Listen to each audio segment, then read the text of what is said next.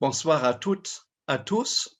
Donc, vous avez déjà entendu mon titre que je propose, En route vers la Pentecôte, 9 jours de marche, une neuvaine.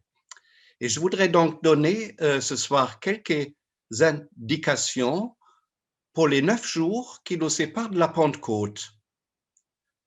Nous invitons d'en faire 9 jours d'un chemin intérieur, d'une route spirituelle, qu'on appelle aussi neuvaine, comme le disait déjà tout à l'heure Emmanuel. C'est un vieux terme qui existe depuis très longtemps et qui désigne précisément ce chemin intérieur de 9 jours entre l'Ascension et la Pentecôte. 9 jours de prière intense, d'attente. Voilà. Alors, je propose 4 séries de petites brèves réflexions. La première porte le titre « Aujourd'hui ». Je vais commencer aujourd'hui, c'est-à-dire avec la fête de l'Ascension. Et vous savez sans doute que cette fête trouve ses origines dans le texte de Luc. Il y a 2 récits de l'Ascension. L'évangile de Luc se termine avec le récit de l'Ascension et les Actes des Apôtres commencent avec l'Ascension. Et c'est en effet une césure tout à fait décisive dans l'histoire et dans l'histoire de la tradition chrétienne. Alors, je souligne simplement 3 aspects pour cette fête d'aujourd'hui. D'abord, premier aspect, c'est la disparition de Jésus aux yeux de ses disciples. C'est les versets 9 suivants dans le texte que vous avez. D'ailleurs, c'est le premier texte de votre dossier. À ces mots sous leurs yeux, Jésus, s'éleva et une nuée vint le soustraire à leur regard. Voilà la pointe. Il nous est soustrait, il est soustrait à nos regards. Comme il fixait encore le ciel où Jésus s'en allait, voici que 2 hommes en vêtements blancs, ce ne sont pas des anges, 2 messagers en vêtements blancs, se trouvèrent à leur côté et leur dirent: Jean de Galilée, pourquoi restez-vous là à regarder vers le ciel? Ce Jésus qui vous a été enlevé pour le ciel viendra de la même manière que vous l'avez vu s'en aller vers le ciel. Donc, ils leur disent: rendez-vous est pris pour le retour du Christ. Mais entre-temps, il ne faut pas regarder vers le ciel, il faut rester fidèle à la terre. Et donc, il y a une absence qui oriente les disciples vers le lieu où ils sont, et nous allons voir vers des horizons beaucoup plus larges. Alors ça, c'est le premier aspect. Donc, il disparaît à leurs yeux. Deuxième aspect, cette disparition est précédée par une promesse. Et c'est justement ce qui précède dans le texte. Ils étaient donc réunis et lui avaient posé cette question: Seigneur, est-ce maintenant le temps où tu vas rétablir le royaume pour Israël? Il leur dit: vous n'avez pas à connaître les temps et les moments que le Père a fixés de sa propre autorité. C'est au fond une manière de dire, voilà, je veux dire, l'histoire est faite de beaucoup d'imprévisibles, nous l'éprouvons aussi à l'heure actuelle, et ça relève de l'autorité du Père. Mais vous allez recevoir, et c'est ça la promesse, vous allez recevoir une puissance. Le terme grec est très beau, dynamis, une énergie, une puissance, celle du Saint-Esprit qui viendra sur vous. Vous serez alors mes témoins à Jérusalem. L'horizon s'ouvre dans toute la Judée et la Samarie jusqu'aux extrémités de la terre. Et donc, c'est la promesse qui prend la place, si vous voulez, je dirais, dans cette absence de Jésus. Promesse, quelle promesse? La promesse de vivre autrement, comme témoin de celui qui est absent à nos yeux. Et donc de vivre cela dans la force, dans l'énergie de son esprit. Et le troisième aspect, vous ne l'avez pas dans votre texte, mais c'est ce qui suit immédiatement. La disparition de Jésus est suivie d'un temps de 9 jours. Le texte le dit expressément, il parle de 40 jours, et Pentecôte, c'est le 50e jour, et donc il y a 9 jours entre les deux. Voilà. Un temps de 9 jours, jusqu'à la réception de cette force et jusqu'au premier témoignage, qui est celui de Pierre, dont nous allons parler le moment venu. Alors, où ce temps des 9 jours est-il vécu? Dans le Cénacle. C'est donc ce qui suit. Quittant alors la colline, appelée Mont Olivier, Mont des Oliviers, ils regagnèrent Jérusalem.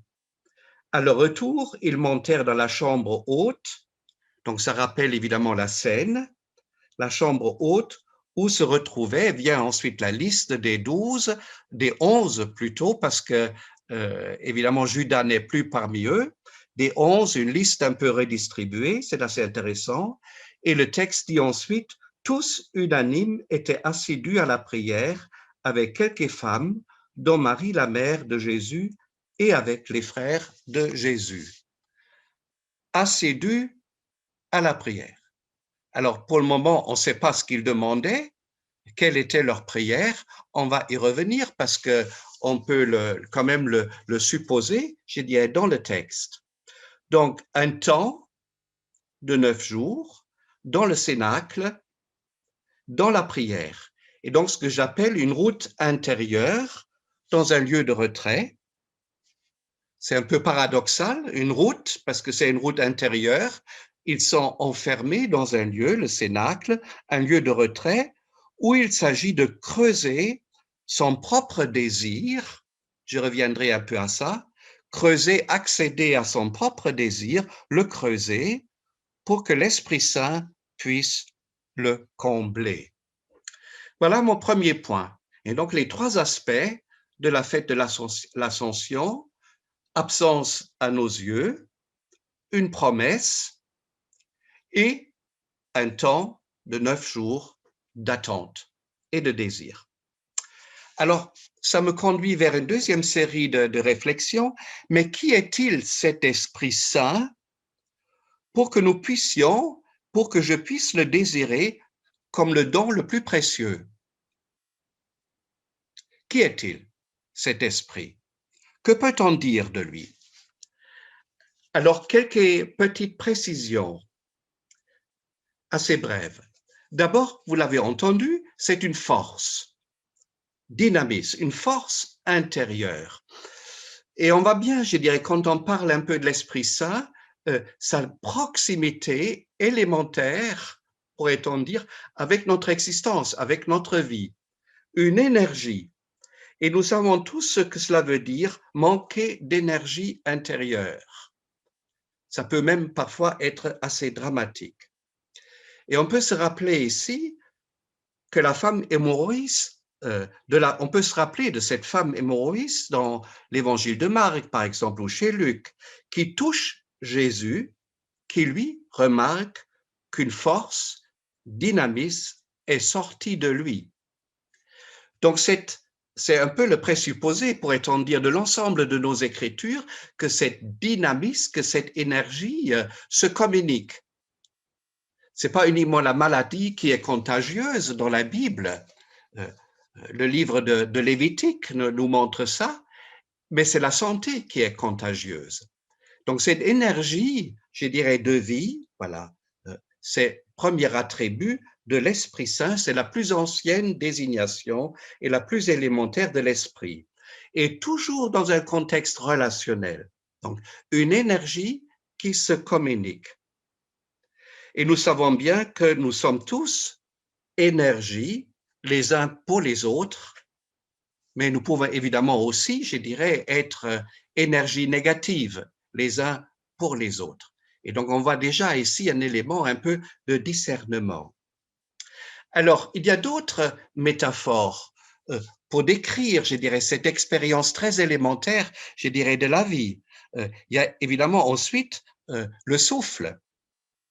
La respiration, je préfère dire respiration, parce que la respiration est intimement liée au rythme de la vie. savons bien ce que c'est le stress. Qu'est-ce que c'est le stress? Nous sommes essoufflés intérieurement parce que quelqu'un d'autre ou d'autres nous impose un rythme d'existence qui n'est pas notre propre rythme, vous voyez. Et c'est pas évident de trouver sa propre respiration. Voilà. Autre métaphore donc pour l'Esprit Saint, énergie, respiration, feu. On dit de quelqu'un, il a le feu intérieur, il a le feu sacré. Jésus parle plutôt du baptême du feu qu'il attend, qu'on retrouve aussi au début des Actes des Apôtres. On pourrait aussi ajouter encore d'autres choses, le zèle. C'est un terme que Paul aime beaucoup, hein, et on retrouve au début de l'Évangile selon Saint Jean. Luther traduit cette formule, le zèle de ta maison, c'est un psaume, me bouffe, vous voyez, quelque chose, une énergie intérieure qui peut habiter l'être humain.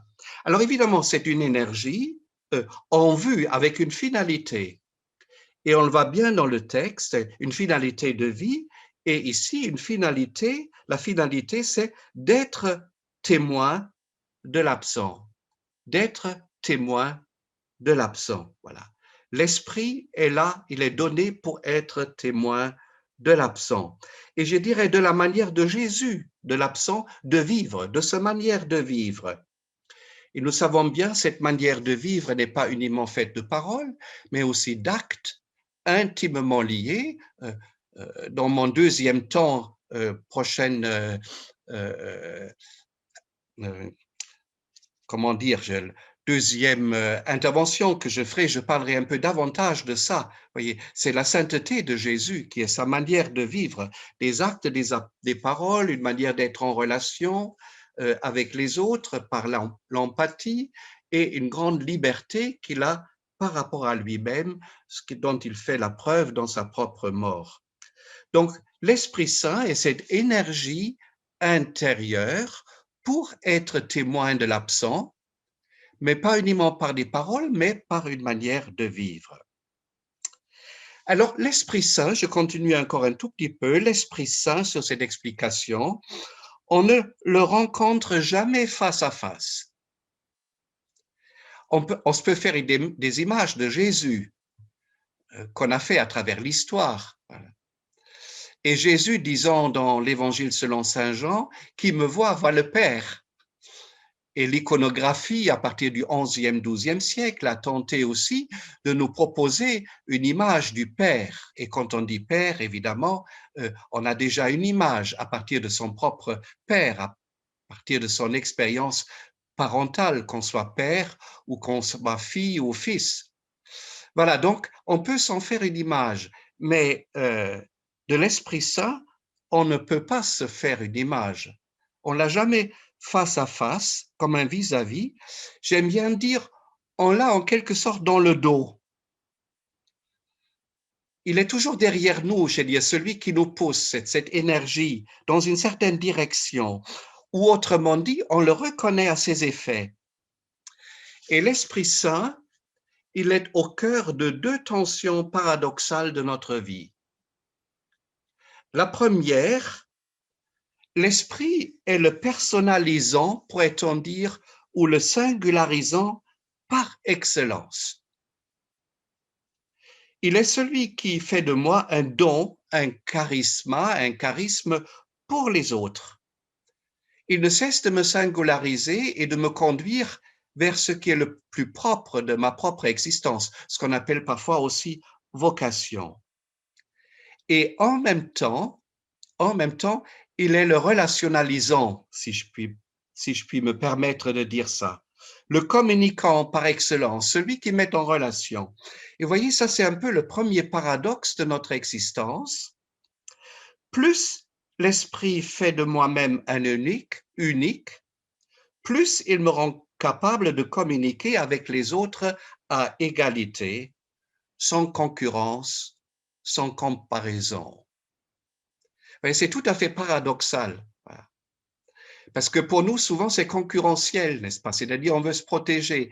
Mais plus on devient unique et on est assuré intérieurement, je dirais, dans sa propre existence, on devient capable d'entrer en relation. Et c'est ça l'œuvre de l'Esprit Saint, parce qu'il ne va pas du tout de soi, d'une certaine manière, de trouver cette maturité de vie. En ce sens, la solitude de chacun de nous est vraiment la condition par excellence pour entrer dans des relations équilibrées avec autrui. Donc ça, c'est le premier paradoxe de l'Esprit Saint. Et le deuxième paradoxe, l'autre tension paradoxale, elle porte sur notre rapport au Christ Jésus. L'Esprit nous met en relation avec Jésus. Il nous fait souvenir, par exemple dans l'Eucharistie, faites ceci en mémoire de moi, il nous fait souvenir de ce qu'il est, le Christ.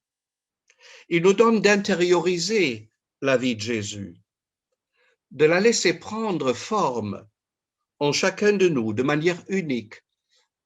Paul ose une formule comme celle-ci, ce n'est plus moi qui vis, c'est le Christ qui vit en moi. Voilà l'œuvre de l'Esprit Saint. Donc, si vous voulez, ça c'est le premier pôle d'une tension, parce que en même temps, le Jésus de Jean dit, celui qui croit en moi fera lui aussi les œuvres que je fais, il en fera même de plus grandes, parce que je vais au Père. Alors ça, c'est le deuxième texte que vous avez dans votre dossier. Vous voyez, c'est une formule extrêmement osée, je ne sais pas si vous réalisez, c'est-à-dire qu'à la fin du 1er siècle, on ose dire que les disciples du Christ seront plus grands que lui. Ils feront des œuvres, ils ne seront pas plus grands que lui, mais ils feront des œuvres plus grandes. J'y reviendrai un tout petit peu. Alors, l'effet de l'esprit, je récapitule un tout petit peu, de l'esprit en nous, il nous mettra en relation toujours à nouveau avec le Christ Jésus. Il en fait de nous ses témoins. Ça suppose la lecture des Écritures, et ça avec les autres, évidemment, tout en nous singularisant toujours davantage et de nous donnant de la créativité à sa suite. Donc, de faire même des œuvres plus grandes que Jésus. Donc, je disais, c'est extrêmement audacieux et on retrouve ici une autre fonction de l'Esprit Saint. L'Esprit Saint, c'est la fonction d'imagination dans notre existence, d'où le terme inspiration. Vous voyez, on dit d'un artiste ou d'un scientifique parfois aussi, il est inspiré. Donc, l'Esprit Saint, l'œuvre de l'Esprit Saint, c'est précisément de susciter en chacun de nous le meilleur, sa meilleure créativité et sa capacité d'imagination. Donc, ça, c'était mon deuxième point. Donc, vous voyez, j'avais posé la question, mais qui est-il cet Esprit Saint pour que nous puissions, pour que je puisse le désirer comme le don le plus précieux? J'espère d'avoir un peu montré pourquoi c'est vraiment un don infiniment précieux et pourquoi l'Esprit Saint mérite vraiment d'être désiré et demandé. Et ça sera donc maintenant mon troisième point. Désirer ce don, c'est le demander à Dieu dans la prière, comme les disciples le faisaient dans le Cénacle. Le texte nous dit, tous unanimes étaient assidus à la prière. Acte 1, 14. C'est tout ce qui nous est dit. Le texte, je le disais déjà, nous renseigne pas sur la prière, sur le contenu de la prière des disciples. Mais vous allez voir tout de suite pourquoi on peut présupposer qu'ils demandaient l'Esprit Saint. À la fois, c'est évidemment le contexte, mais il faut lire ici l'ensemble de l'œuvre de Luc. Et le propre de l'œuvre de Luc, c'est de nous proposer une théologie de la prière. On trouve quelques éléments déjà chez Marc, très peu, chez Matthieu, mais Luc déploie beaucoup ça. Et c'est le chapitre 11 de Luc. Et donc, vous avez là le Notre Père, j'y reviendrai, un autre petit passage, et ensuite, en Luc 11, 9, 13, un passage tout à fait propre dans sa forme à l'œuvre de Luc. Je vais vous lire ce texte. Eh bien, moi, je vous dis, demandez, on vous donnera, cherchez, vous trouverez, frappez, on vous ouvrira. Et donc, vous voyez, vous avez là 3 verbes, demander, chercher, frapper. Chaque fois que vous voyez demander, cherchez, vous trouverez, frappez, on vous ouvrira. Donc, ce que Jésus nous apprend ici, que la prière, vous voyez, commence évidemment par une recherche, par une demande, et une fois qu'on a demandé, on cherche, on va plus loin, ce que j'appelais tout à l'heure creuser notre désir, mais ultimement, la prière frappe à la porte de quelqu'un. C'est l'intimité de Dieu. C'est ça qui nous est donné, frapper à la porte de l'intimité de Dieu. Et ça continue. Quel père parmi vous? Bon, je pense qu'il y a un certain nombre de pères et de mères parmi nous ici ce soir. On pourrait peut-être rajouter aussi mère, voilà, ici. Quel père parmi vous, si son fils ou sa fille lui demande un poisson, lui donnera un serpent au lieu du poisson? Donc, vous voyez, je dirais, c'est intéressant, vous voyez, la relation est ici première, et cette relation filiale ne peut qu'être bonne. Elle ne peut qu'être bonne. Alors, bon, il y a aussi évidemment, je dirais, des contre-exemples, mais fondamentalement, c'est ça quand même, je dirais, qui est visé. Ou encore, s'il demande un œuf, lui donnera-t-il un scorpion? Si donc vous, qui êtes mauvais, savez donner de bonnes choses à vos enfants, combien plus le Père céleste donnera-t-il l'Esprit Saint à ceux qui le lui demandent?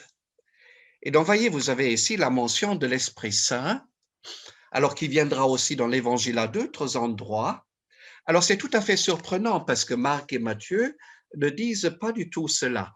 Mais vous voyez, il y a un combien plus. Un combien plus.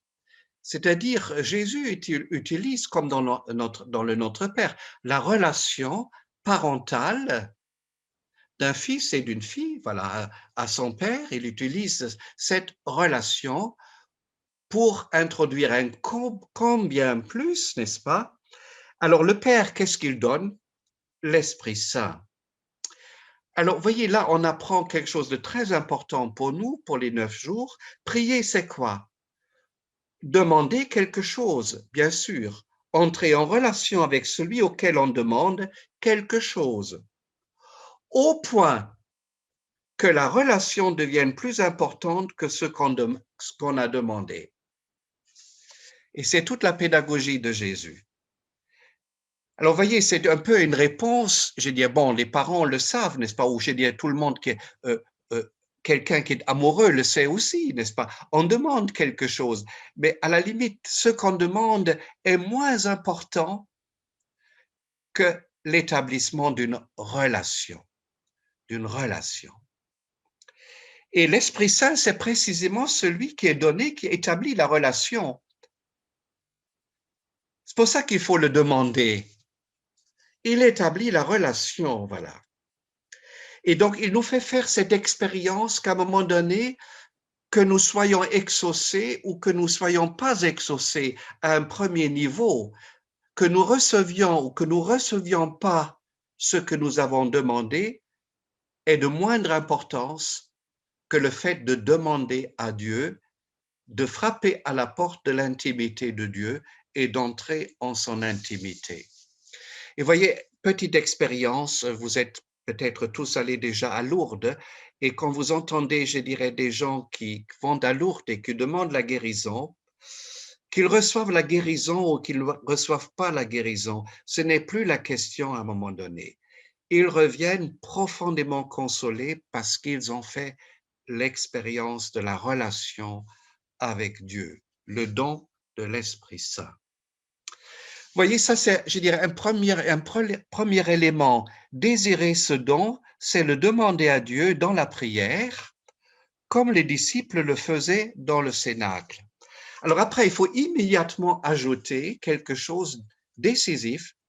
Nous ne savons pas comment prier. Nous ne savons pas comment prier.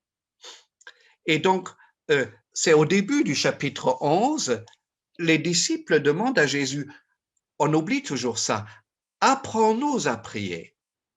Et dans l'épître aux Romains, on a au chapitre 8 cette magnifique formule que Paul reprend à sa manière. Nous ne savons pas comment prier.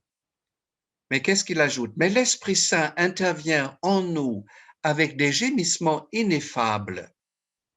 Et celui qui connaît le désir de l'Esprit, celui-là nous exauce. Donc vous voyez, chez Paul et dans l'évangile de Luc, il y a cette expérience fondamentale qui caractérise les disciples du Christ, et aussi dans le Cénacle, pendant les 9 jours, nous ne savons pas comment prier. Et donc, c'est la deuxième remarque que je voulais faire ici. Nous restons jusqu'à la fin de notre existence des commençants quant à la prière. Encore faut-il recommencer. Et donc, le temps de la neuvaine des 9 jours est au fond une manière de recommencer. Et le dernier point, là, que pour le comment, que pour la prière, c'est un exemple très précis. Si on peut vraiment si on peut le mettre sur l'écran partagé, c'est précisément cette grande demande de l'Esprit Saint que vous avez là devant vous et qu'on appelle le Veni Creator Spiritus, qui est cette grande prière qui est faite pour la neuvaine, pour ces 9 jours. Et donc, je vais brièvement la commenter. Je vais d'abord la lire, cette prière, la traduction française, et la commenter un tout petit peu. Vous avez un autre texte en bas, vous voyez, un texte d'Isaïe, parce que dans le chant du Veni Creator Spiritus, il s'agit des 7 dons de l'esprit. Cette strophe, d'ailleurs, 7 dons de l'esprit. Et ça vient du prophète Isaïe, et que ensuite ça a été beaucoup repris dans le Nouveau Testament et dans la tradition. Et je vais même commencer par ce texte des 7 dons de l'esprit. Et on retrouve, vous voyez, de nouveau l'enracinement humain. Un rameau sortira de la souche de Jessé. Qui c'est ce rameau? C'est le Messie. C'est le Messie, c'est le Christ, loin. Voilà. Un rejeton jaillira de ses racines. Sur lui reposera l'Esprit de Dieu, l'Esprit du Seigneur. Et après, j'ai énuméré les 7 dons. Esprit de sagesse, premier don. Voilà. Esprit de sagesse, premier don. Voilà. Alors, on peut réfléchir un peu. On connaît tous, je dirais, des personnes sages. Je ne parle pas d'un enfant qui est sage, vous voyez, mais quelqu'un, vous voyez, dont on dit, voilà, il a une certaine sagesse. Et ce n'est pas le privilège de l'âge. C'est lié à des équilibres au cœur des tensions, de la maturité dont je parlais tout à l'heure, vous voyez. Quelqu'un qui est personnalisé et en même temps en relation, vous voyez. Sagesse. Qui a de discernement. Alors, on a des gens qui ont du discernement, c'est-à-dire qui écoutent et qui, à un moment donné, savent bien discerner simplement entre le bien et le mal, mais c'est très compliqué parfois, hein, quand il s'agit de discerner entre un moindre bien et encore un mal, vous voyez. L'esprit de conseil, hein, il y a des gens autour de nous auxquels on demande volontiers conseil. C'est un don de l'esprit. Alors ensuite, l'esprit de vaillance ou de vigilance. Voilà. Il y a des personnes, vous voyez, qui ont ce 6e sens, j'ai envie de dire ça, qui pressentent, vous voyez, je dirais, les pentes où on pourrait glisser dans l'existence, qui sont vigilants et qui ne sont pas vigilants uniquement par rapport à eux-mêmes, mais qui veillent, non pas comme a fait Caïn, mais qui veillent sur leurs frères, voilà, et leurs sœurs.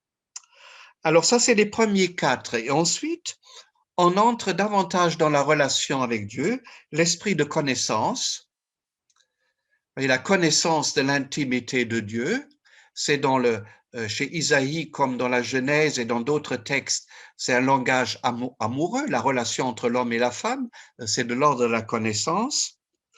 Ensuite, vient 2 fois la crainte du Seigneur. Mais il y a 2 termes hébreux différents, et en grec, ils ont été traduits de cette manière-là. Il y a à la fois une crainte filiale, mais qui présuppose une affection première, et il y a la crainte du Seigneur, c'est-à-dire qui est au fond l'expérience de l'immensité abyssale de l'intimité de Dieu.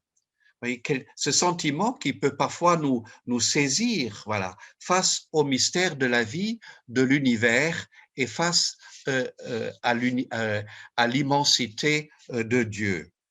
Donc les 7 dons, vous voyez, c'est ça. J'y reviendrai pour finir dans quelques instants. Alors regardons maintenant le texte du Veni Creator. Première strophe, vient l'esprit créateur. Il est présent dès la création, d'où sa proximité avec la vie. Visite l'âme, le mens en latin, visite l'âme de tes fidèles, je souligne le T, emplis de la grâce d'en haut les cœurs que tu as créés. Ce qui veut dire que l'Esprit Saint est déjà présent en chaque être humain.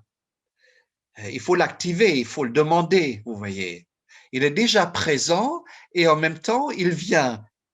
Viens, Esprit créateur, et il est déjà présent. Voilà. Vous voyez ce paradoxe. Alors ensuite, vient 2 strophes, on s'adresse à lui. Toi, voyez, tu, toi que l'on nomme le défenseur, le parakletos, le paraclet, vous voyez, qui nous défend un peu contre nous-mêmes, mais aussi contre nos ennemis. Parfois, on traduit aussi consolateur. Don du Dieu très haut, source, voyez maintenant ces magnifiques métaphores, source vive, on peut penser à la Samaritaine, feu, charité, invisible onction. Voilà.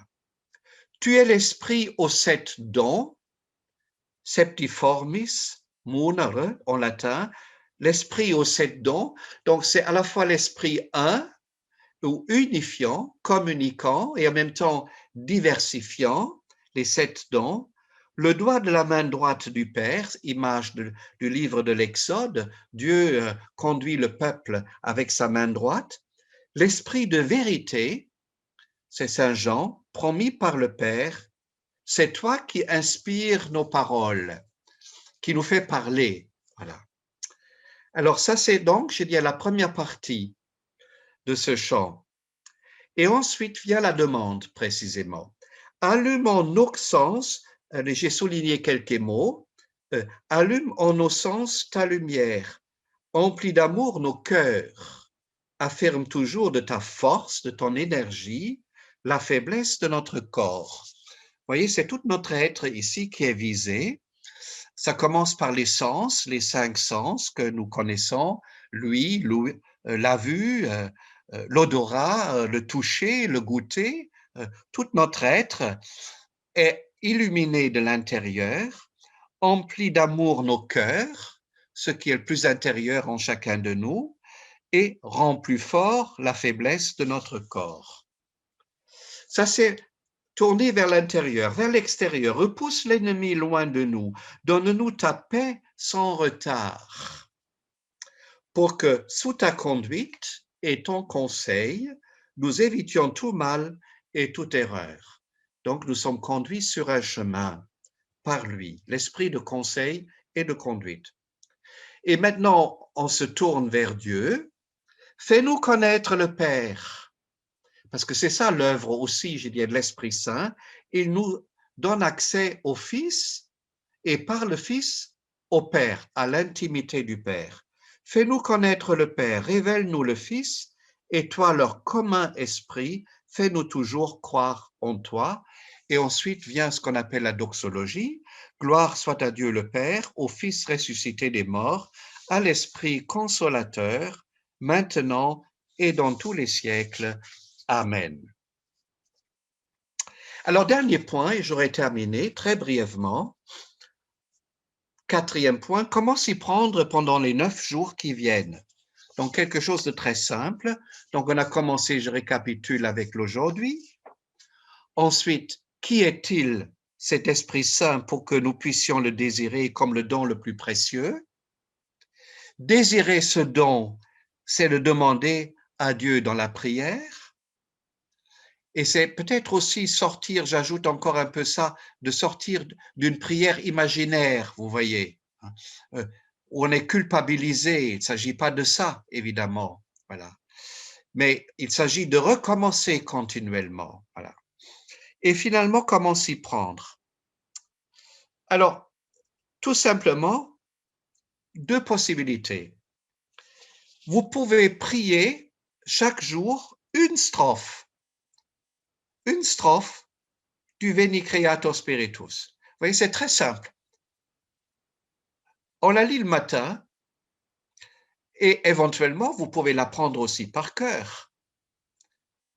Parce qu'on a perdu un peu cette habitude, malheureusement, voilà. Apprendre une prière par cœur, voilà. Et donc, la prière, la strophe pourra vous accompagner pendant la journée. Apprendre par cœur, et on ne connaît plus la signification, c'est-à-dire de sorte que ça sort du cœur. Et ce n'est pas uniquement la bouche, c'est ça que ça veut dire, apprendre par cœur. Ce n'est pas uniquement savoir se rappeler mentalement, mais que ça sorte réellement du cœur, c'est ça l'enjeu. Et on va bien, c'est au centre, dans la strophe 4, empli d'amour nos cœurs. Fasse que ce soit notre cœur qui prie. Voilà. Donc, apprendre par cœur. Et ce qui est magnifique, il y a cette strophe et il y a 9 jours. Si un jour on oublie, on peut toujours encore se rattraper et recommencer le lendemain. Et il y a même 2 jours de rab. Voilà. Donc, 7 jours, voilà. 9, vous pouvez aussi faire ce que Saint Ignace appelle une répétition. Donc, 7 jours et les 2 derniers jours, vous intériorisez. Donc, vous voyez, ça, c'est une première possibilité. Deuxième possibilité, vous voyez, ça ne demande pas beaucoup de temps, ce genre de choses. Deuxième possibilité, méditer chaque jour pendant quelques instants sur un des dons de l'esprit et de voir s'il est désirable. De chercher des exemples. Vous voyez, j'ai parlé de personnes plutôt habitées, qu'on dit ce sont des personnes qui ont de la sagesse, c'est des personnes qui ont de la vigilance pour leurs frères et pour eux-mêmes, des personnes auxquelles on peut demander conseil. Voilà. Et donc, pour chaque don, vous réfléchissez à une ou deux personnes, quelques instants. C'est une manière aussi de prier pour eux, pour ces personnes, pour elles. Et ensuite, vous voyez, vous voyez un peu quel des 7 dons vous désirez le plus. Voilà, ça peut être une deuxième chose. Et vous le demandez. Vous voyez, demandez, cherchez et frappez. Vous frappez à la porte de Dieu. Alors, le but de ça, c'est tout simplement ce que j'ai appelé au début, de creuser le désir de Dieu en moi. De creuser le désir de Dieu en moi. Et peut-être de passer de ce que je peux demander. Je peux lui demander beaucoup de choses. Et peut-être on va exprimer quelques désirs dans quelques instants, de passer de ce que je peux demander à Dieu à une relation intérieure avec celui qui est, comme dit Jésus, Abba, Père. Voilà. Et donc, au fond, c'est peut-être encore un troisième petit conseil. Il y a un psaume, voyez, qui dit ça magnifiquement, que je ne vais pas lire en entier. Je crois que vous le connaissez tous, c'est le psaume 41. Comme un cerf altéré cherche l'eau vive, ainsi mon âme te cherche, toi mon Dieu. Mon âme a soif de Dieu, le Dieu vivant. Quand pourrais-je m'avancer, paraître face à Dieu? Etc., etc. Et voyez, je dis, ce psaume, je dis, il est très réaliste parce qu'il parle aussi de notre nuit, il parle de nos larmes, de nos vallées de larmes, de nos difficultés, etc.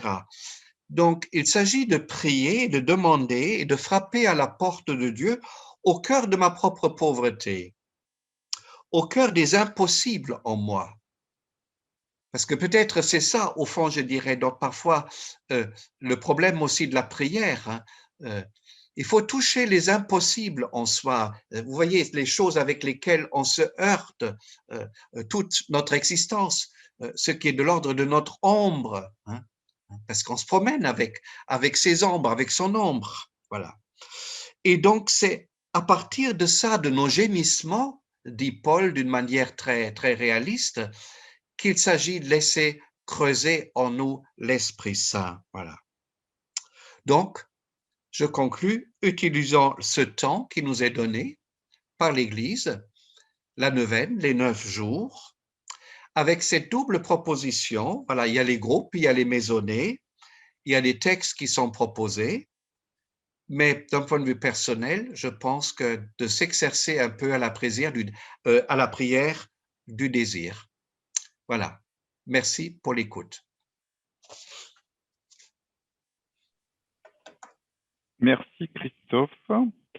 Alors, dans le chat, il y a 2 questions. Quelle est l'origine du Veni Creator? De quelle époque date-t-il? Tu en mets ton micro. Oui. Très vite, c'est le 9e siècle sans doute.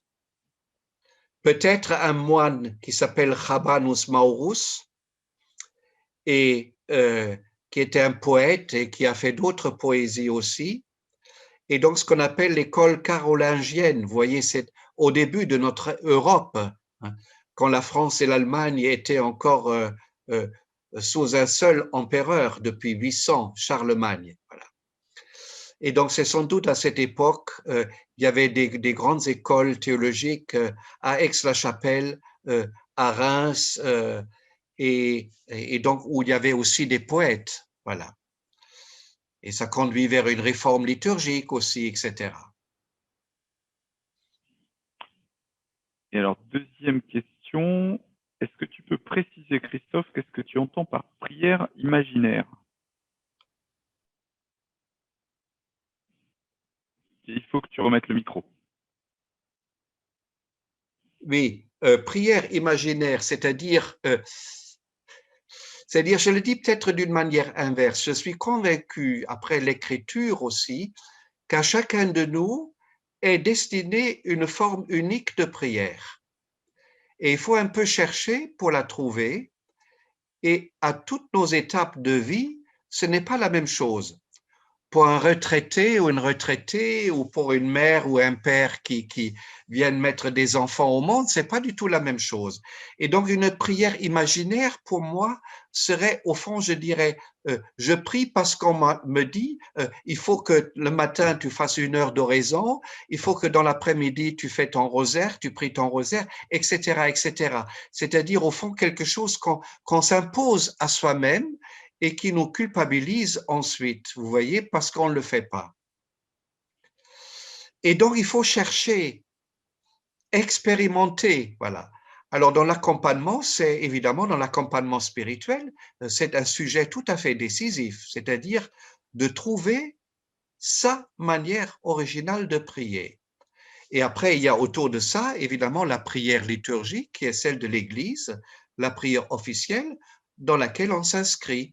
Et donc là, bon, c'est une loi de la prière ou une règle de la prière, et elle n'est pas imaginaire, elle est celle de l'Église, c'est-à-dire le dimanche, les fêtes, etc. Dernière question, la dernière qui a été écrite en tout cas. Est-ce que tu peux nous en dire plus concernant le terme de vaillance qu'il y a dans le texte d'Isaïe qu'on a vu tout à l'heure? Oui.